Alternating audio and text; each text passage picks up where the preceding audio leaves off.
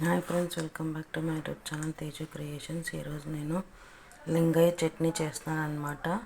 దానికి కావాల్సిన ఇంగ్రీడియంట్స్: ఒక కప్పు పల్లీలు, చిన్న నిమ్మకాయ సైజంత చింతపండు గుజ్జు, వెల్లుల్లి, ఆవాలు, మినపప్పు, కరివేపాకు అనమాట.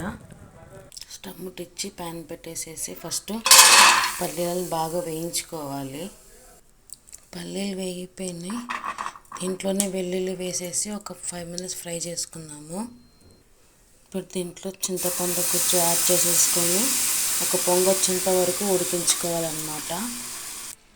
దీంట్లోకి 1 స్పూన్ కారం, సాల్ట్ మీ టేస్ట్కి సరిపడా.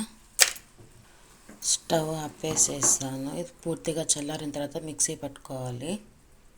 స్టవ్ ముట్టించి మరొక కడాయి పెట్టుకొని 1 స్పూన్ ఆయిల్ వేసుకున్నాను. ఆయిల్ ఎక్కింది. ఇప్పుడు మినపప్పు, ఆవాలు, కరివేపాకు ఇవన్నీ బాగా ఫ్రై అయిన తర్వాత చల్లారిన తర్వాత మిక్సీ పట్టుకోవాలన్నమాట. ఇది వేగిపోయింది. స్టవ్ బంద్ చేస్తున్నాను. ఇది కంప్లీట్గా చల్లారిపోయింది. మిక్సీ జార్లోకి షిఫ్ట్ చేసుకుందాము. మిక్సీ పట్టేసేసి ఒక మిక్సింగ్ బౌల్లోకి వేసుకొని పెట్టుకున్నాను. మనం వేయించుకొని పెట్టుకున్న మినపప్పు, ఆవాల, కరివేపాకు మరొక జార్లో వేసుకొని ఇది కూడా మెత్తగా మిక్సీ పట్టుకొని చట్నీలో మిక్స్ చేసుకోవాలన్నమాట. అంతే, లింగయ్య చట్నీ రెడీ అనమాట. ఇది దోశ, ఇడ్లీ, వడలోకి టేస్ట్ చాలా బాగుంటుంది.